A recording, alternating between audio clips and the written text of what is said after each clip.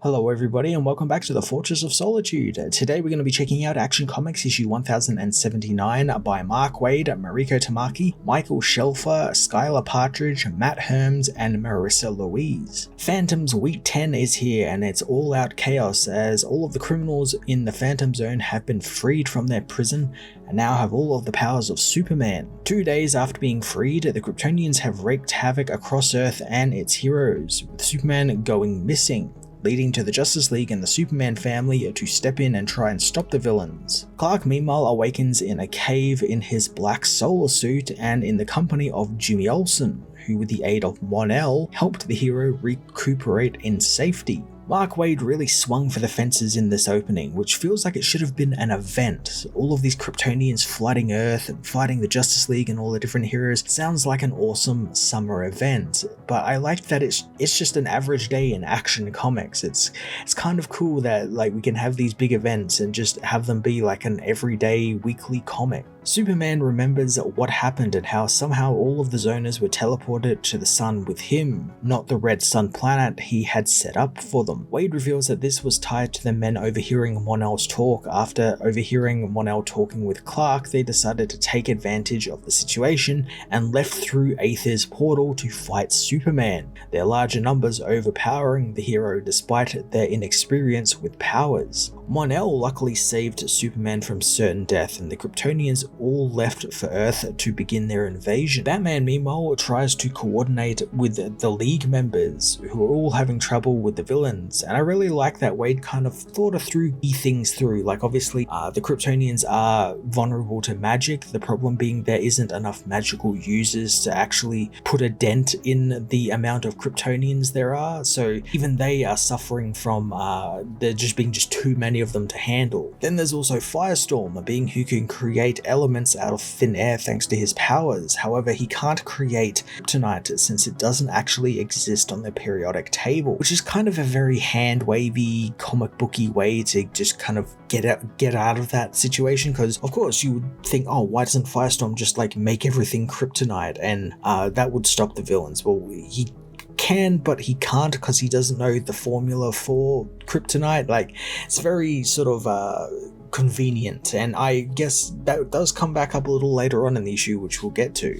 Clark meanwhile gets some answers as to where they are, finding that they are in a lead mine in India, which will keep them safe and hidden from the Kryptonians while he was taken care of by Mon-El and Jimmy, who saved him from the fortress when the Kryptonians attacked, trying to find every Phantom Zone projector they could to destroy them to make sure they never go back into the zone. Mon-El also being in the real world is also revealed, and it's kind of like a really cool and a very comic booky way, as he reveals that he scrapped Aether's spear in the Phantom Zone and used its parts to kind of make a sort of patch kit that allows him to take on a solid form and a phantom form at the same time, which kind of negates his poison but also is very precariously dangerous because the energy source could fail at any time and he could just be sucked back into the zone or possibly die, but he doesn't care about the consequences of that. He just wants to help his friend save his world. To start this, Superman wants to get the gold kryptonite he used at the very beginning of the story back in part 1. And I really like that Waid is now calling back these sorts of things. You know, he planted the seeds there at the beginning and now he's bringing it all back, and I imagine we're going to see a lot more of that happen over the next couple of issues as things that we didn't really pay attention to back then start sort of cropping up again, with gold kryptonite obviously being the biggest one since it can take Kryptonians' powers. But the bad thing is that the gold kryptonite is missing from its stored location and no one knows who has taken it, with the possibility of the Kryptonians taking it, making them even more dangerous to Superman and his family. Superman and Mon get to work dealing with the Kryptonians as Jimmy sticks around on the ground, covering the battles for the Daily Planet. There's a really nice moment here where Clark and Mon-El get a moment to bond through their battle, and it's cool seeing them sort of actors' brothers, and that's what Clark calls Mon-El, because really is.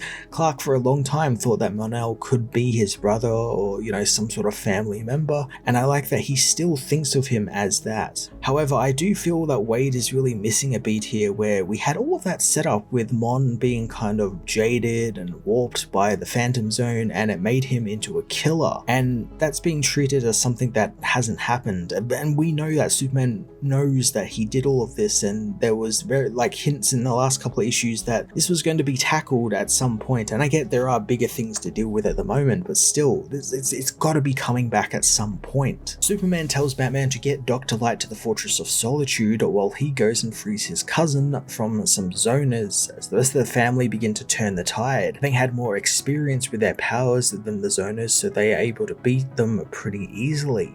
Firestorm also finally figures out how to make kryptonite, since I guess the plot allowed him to now. So he gifts everyone kryptonite gauntlets, and the Justice League are able to help deal with the villains as well. Dr. Light gets a neat little bit here where she arrives at the Fortress of Solitude, and the Phantom Zoners think that she's just another hero who they will easily beat. And I like that she uses her powers to conjure up red sun lamps that depower the Kryptonians and allow Superman and the rest of them to kind of swoop in and arrest them.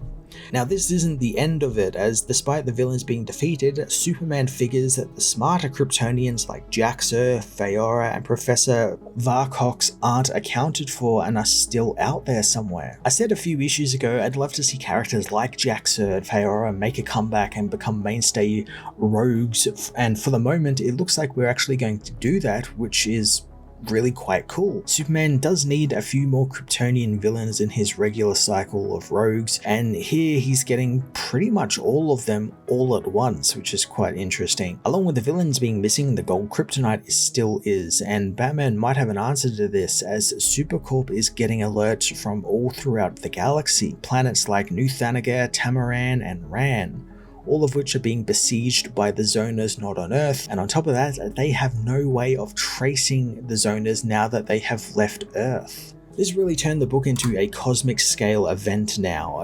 Superman and his family and all that are going to have to go travel the galaxy to defeat these villains, or maybe these are like setups for these villains to come back at some point later on. This could also be a huge in for when General Zod comes back, because Zod is out in the galaxy doing his own thing. So is he going to make an appearance in this? The story implications of this are just endless, and I'm really excited to see where Wade takes it from here.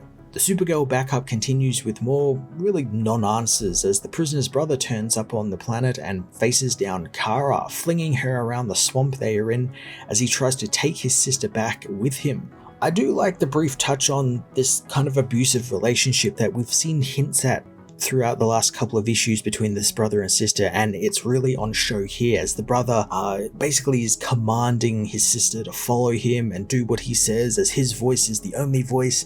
And I like that Kara is now standing up for this woman and providing her another voice to listen to, one that doesn't want to hurt her and doesn't want her to kill or be killed. And the brother is very angry at this, that someone dare be a different voice for his sister to listen to that's not his. Their battle ends with the brother proclaiming that Kara is alone, but surprise, she actually isn't, and the sister and Power Girl are both there physically and in spirit to back Kara up. Again, there's really cool seeds of ideas, but it's never fully developed enough to go anywhere, and it feels like we kind of get a new idea, like this whole abusive dynamic between the brother and sister and what their deal is, and then we are quickly moving on to another cool idea, and that other idea never gets fully developed and just kind of falls away, or is briefly hinted at a later date. And it's really quite frustrating, because these are really interesting ideas to tackle with Supergirl.